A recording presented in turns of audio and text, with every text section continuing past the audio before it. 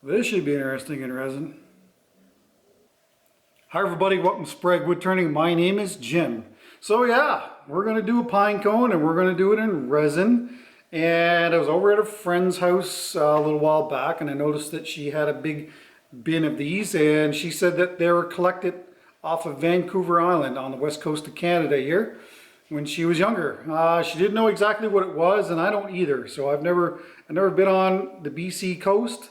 So if you recognize this pine cone, please let me know in the comments what you think it is. So anyway, it's not in the best of shape. The top is all kind of messed up on it. It's not even across the bottom either, so that's a bit of an issue. I think probably we're going to end up using this part of it right here. And I think that what we're going to do is make a box. I want to make a box with this piece. We don't have to really do much to this, so let's mix up some resin and get it casted. All right, so we're going to use Deep Cast from Designer Epoxy on this project.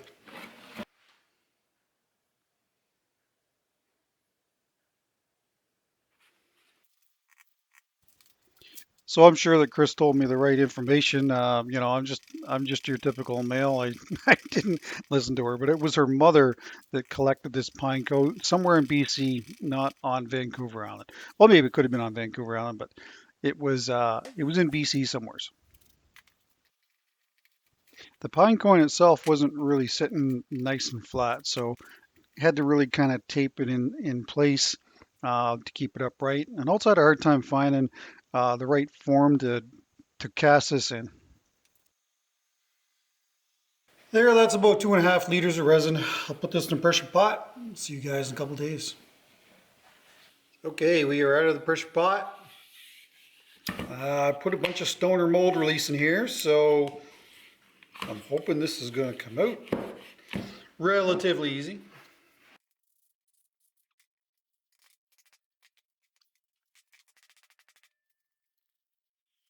All right, that come out pretty easy. I'm just going to cut this off and then we'll get this mounted between centers on the lathe and then we'll figure out exactly what we're going to do.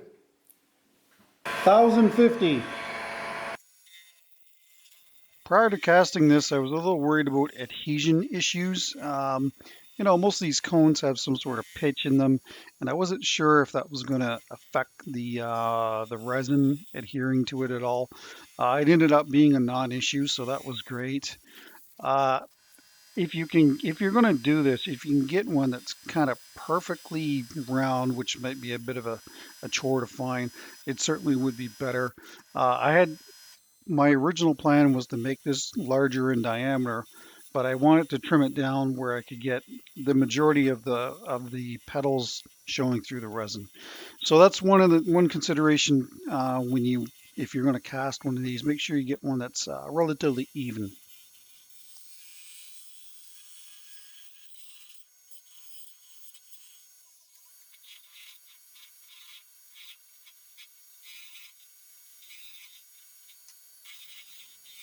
So here I'm using the Hercules from Hunter Tool Systems. I figured that where the very base of the cone where it would be hanging upside down and attached to the tree would probably be best to make the base. I wanted to showcase the resin, so on the top of that cone, of course, there'd be more resin than there would be petals, so that's why I went in that direction, if you're curious. I was having a hard time. I was getting a lot of tear out from the center of these petals. So this is actually the first time you've ever seen me use a skew on the channel, and it's actually not for its intended purpose, but it's negative rake, so it actually works quite well. And I was able to prevent that tear out. So this is a great little parting tool. It's only a 1/16 of an inch in diameter. And if you're trying to keep pieces lined up properly, this is a good tool for that. It can get quite hot and it can be quite grabby the further you go off of the tool rest. And I mean, it's only a short little tool, so you don't have a lot of mechanical advantage when you're holding on to it. So if you're going to get one of these tools, give yourself a little bit of wiggle room. And I'm just using a hacksaw there to finish off the cut so things don't go flying across the shop. Using the vacuum chuck to so I can clean off the bottom. I do want to put a glue block on this, and then that way I can finish it and handle it without putting any marks on it. You got to be really careful though. You can easily pull works like this off of a vacuum chuck. So just really light cuts, and you shouldn't have any issues. There, I was just scoring that up with 60 grit to make sure that we've got good adhesion. So I've got it reversed here, and what I'm doing is I'm turning a mortise so that I can basically reverse it on the inside of my lathe, grab it with the chuck. That way, when I put on the glue block, it lines up nicely.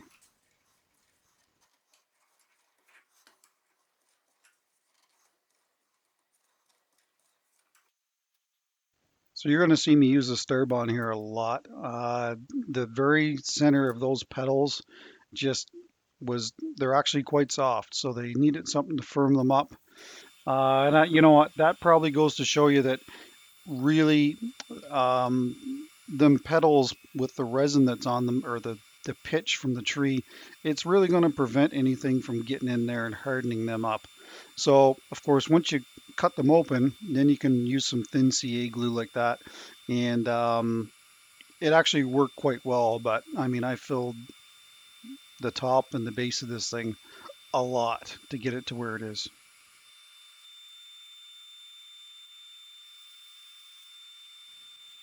So you'll see here actually how soft the center of that cone is.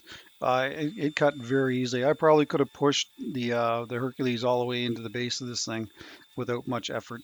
Of course, out near the edge, it was a different story.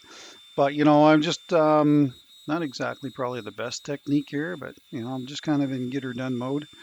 And you'll see me every now and then measuring how deep I'm going, because the last thing I want to do is go through the base of this thing and turn it into a funnel, which is not any fun.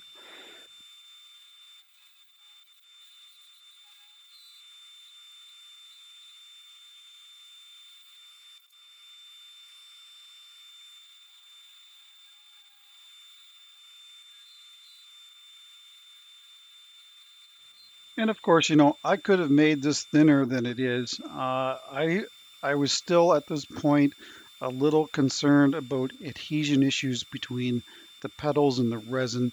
So I erred on the side of caution and decided to just leave it relatively thick. I actually really like the shape and the thickness of it because I like turnings with some mass. But that's me. So I was anticipating this pine cone. I've seen some videos here on YouTube, and they're always full of these little voids. Maybe if I'd have put it in the vacuum chamber, possibly. So anyway, just like I did on the outside, just going to use some thin CA just to fill in any of these little. And I want to actually harden up the center of this pine cone as well.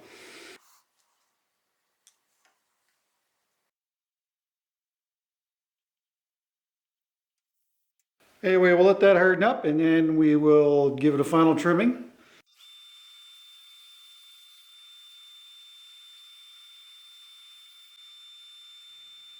Here I'm using a 3/16" parting tool to cut in the lid.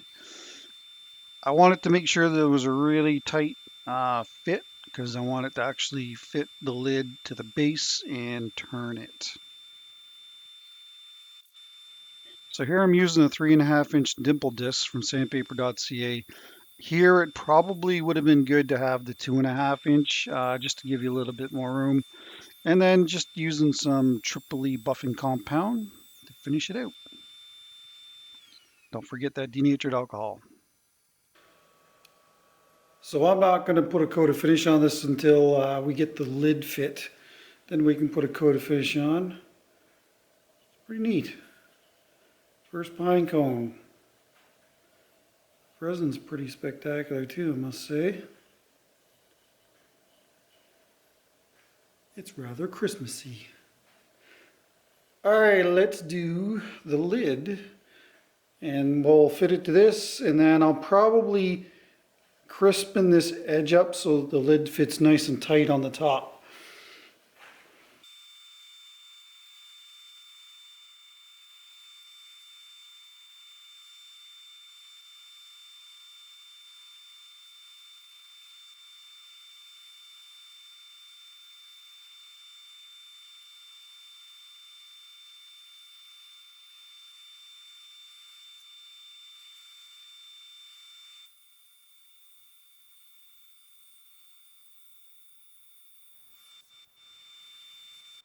So the ever-present voids and spots to be filled, there was just no shortage of them on this piece, that's for sure.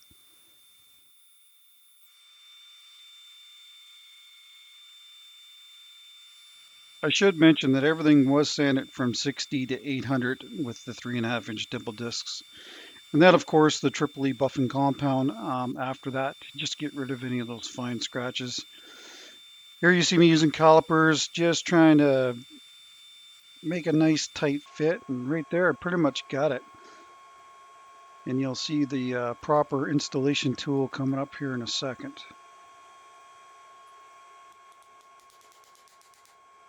Who needs a hammer?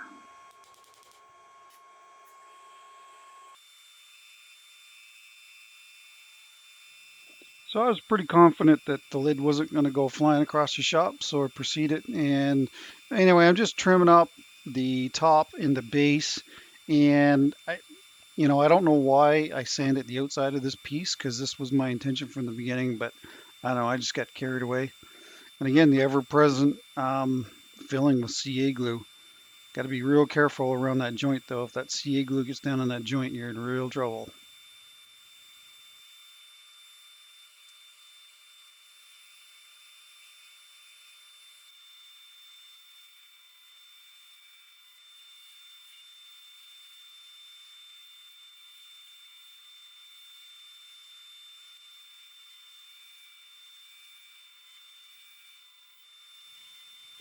Now, I've made 2 or 3 boxes here on the channel, and I've I've struggled with my my knobs that go on the top. And in this case, I think I got it. You can let me know. It was wife approved, so I'm assuming that it's probably going to be approved by almost everybody. So I didn't want to put some big gaudy looking finial on the top of this. I don't think that that would have been a fit for it. So I just decided to use just a simple little knob, and I think it works for this piece. But anyway, let me know in the comments what you think.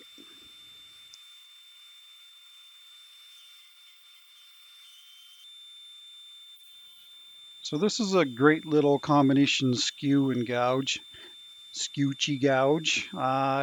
There's a link in the description to Lee Valley where you can purchase one of these if you want one. But it's good to get in these tight little spots. I really like it. You see me use it a fair bit when I'm doing pepper and salt mills.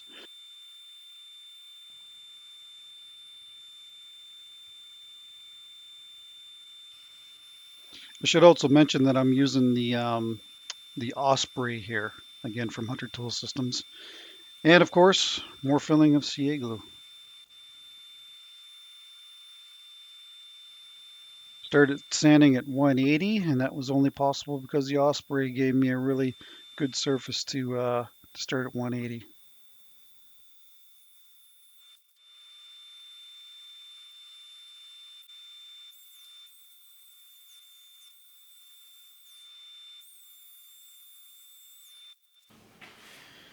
Well, there it is. I mean, that's a beautiful little project. I really like that.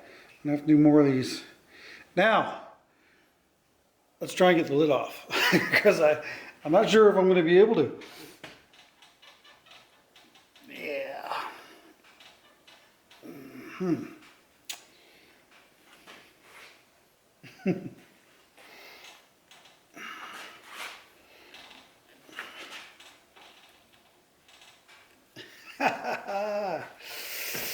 Yeah.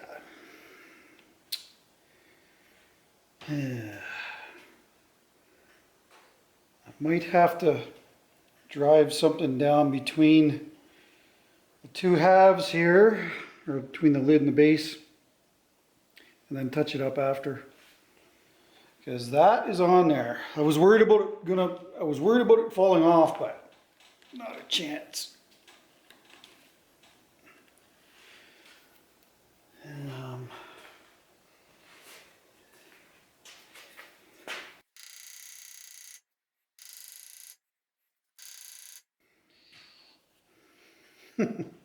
Nope. I could put a rag around here and try and grab it, but Man. Well, let's see if this will work. It's really not that big of a deal. If it gets marked up, then, you know, this is already, the base is already on a glue block, and I can hold this with the vacuum chuck to clean it up, so.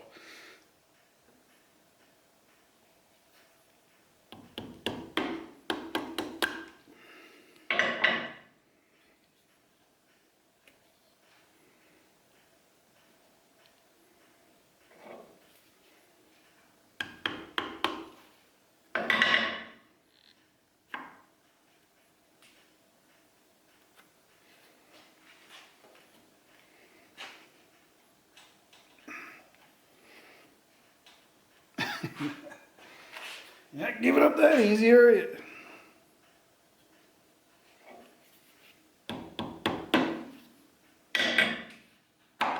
Ooh, there you go.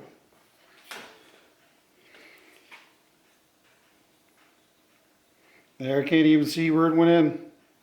And I know you're all cringing at home, aren't you? Ha. All right, let's get some finish on this.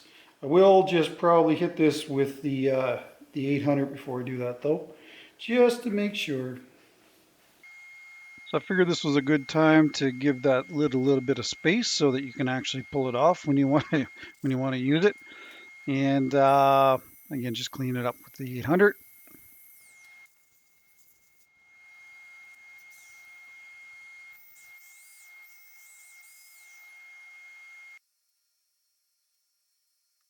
So this is the first coat of salad bowl finish, and I'm hoping that it's only going to take one coat. I mean, this is predominantly resin and really only need one coat on the resin, but I don't know how the pine cone is going to react to the finish. Anyway, I'll get it on here and then I'll get it off and I'll show you.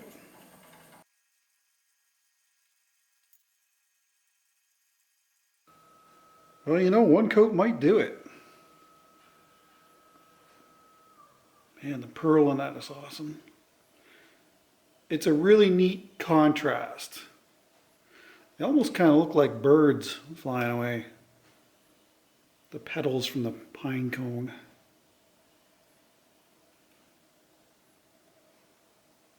Really cool. All right, let's figure out how we're going to put the fish on the lid.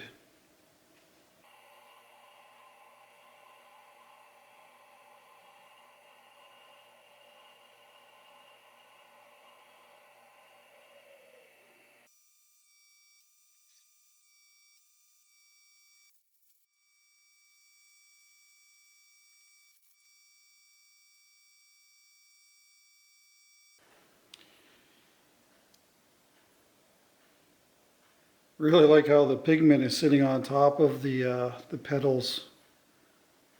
Very cool. So what I'm going to do is let this dry overnight. I'll put a coat on the bottom then if the top doesn't need another coat, which I don't think it does.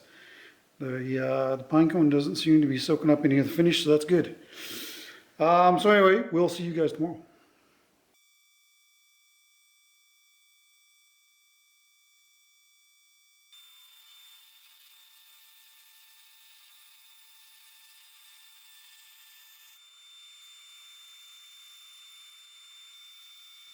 Here you see me using the gouge, and the reason for that is the hot melt glue that I use will actually clog up the cutter on the Hercules or the Osprey. So after you've got that glue out of there, then you certainly can proceed with the Hercules or the Osprey, whichever you prefer.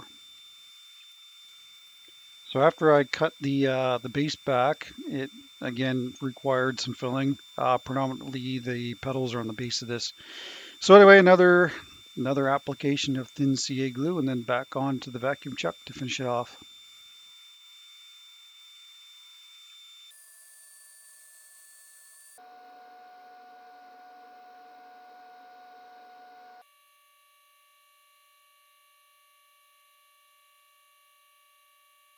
All right, so before we talk about the box, I just got to show you this.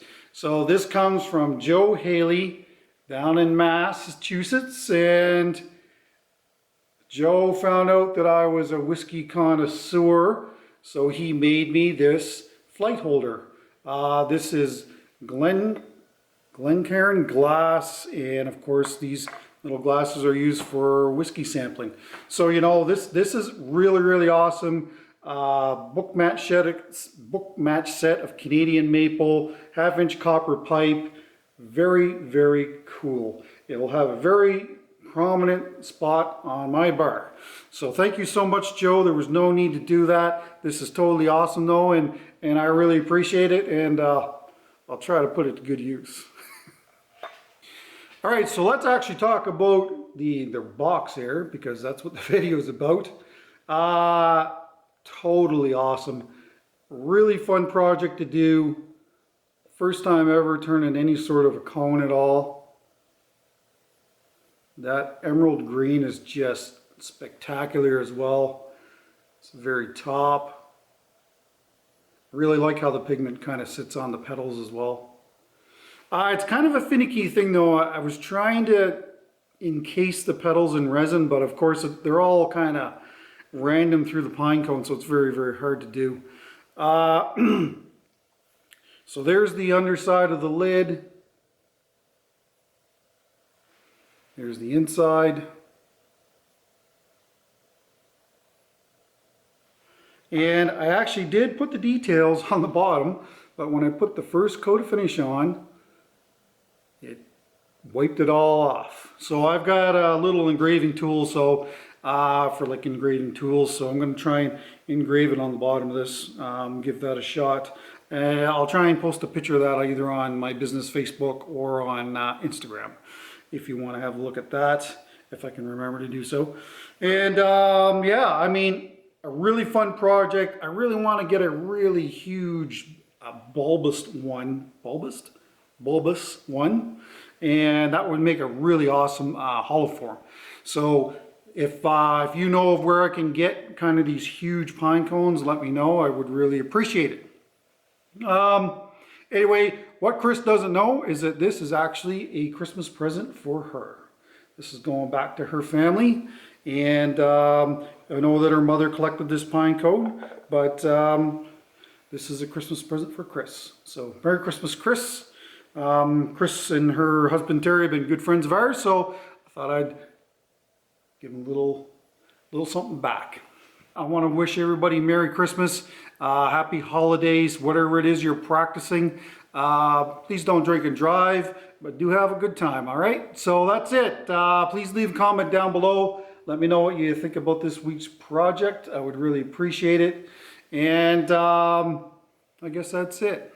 Don't forget about our sponsors in the description down below. Designer Epoxy, sandpaper.ca, Starbond Adhesives, and of course Hunter Tool Systems. All your discount codes are in the description down below if you need some stuff. Right, that's it. Take care, stay safe. Don't forget that bell. See you next time.